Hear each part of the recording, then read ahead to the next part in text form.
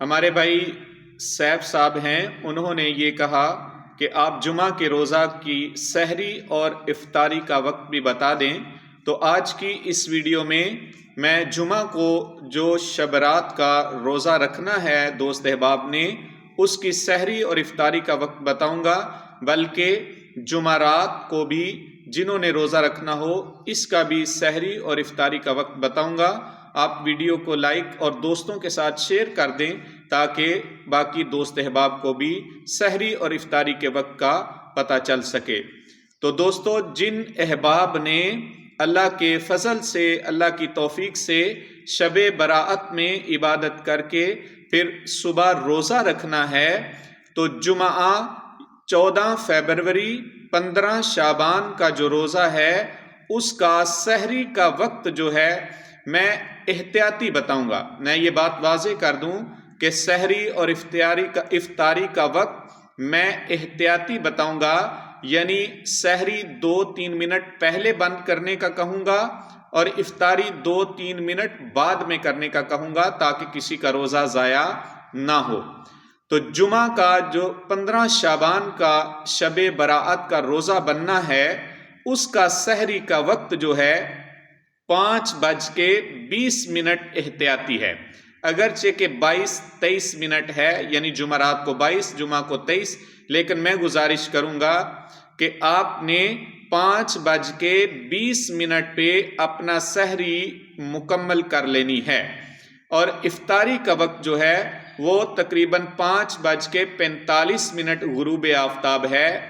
لیکن آپ نے کوشش کرنی ہے کہ 5:50 پہ، یا زیادہ جلدی بھی ہے تو 5:48 پہ آپ نے روزہ افطار کرنا ہے۔ اس میں یہ مد نظر رہے کہ آپ نے آپ کے علاقے کا لاہور کے وقت سے جتنا فرق ہے وہ ضرور شامل کرنا ہے، کیونکہ پاکستان کے اندر ہی لاہور کے وقت سے دوسرے علاقوں کا تقریباً آدھے گھنٹے کا بھی فرق بنتا ہے۔ جیسے لاہور اور کراچی، لاہور اور کوئٹہ، دیگر علاقے، ان کا بہت زیادہ فرق ہے۔ عمومی طور پہ 2-3-5 منٹ کا تو فرق ہر علاقے کا بنتا ہی ہے۔ یہ میں آپ کو لاہور کا وقت بتا رہا ہوں،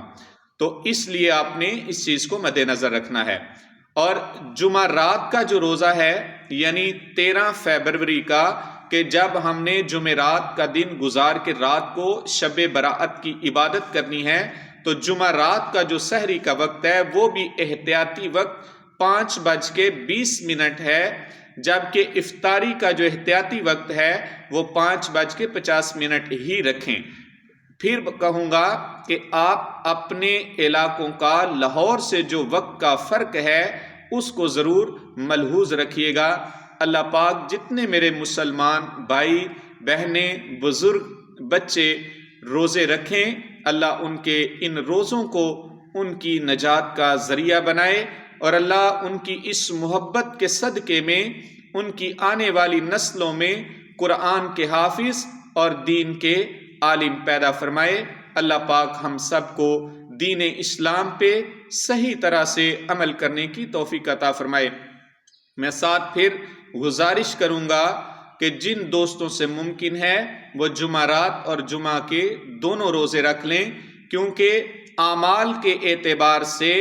جو اعمال کا سال ہے وہ جمعرات کو آخری دن ہوگا۔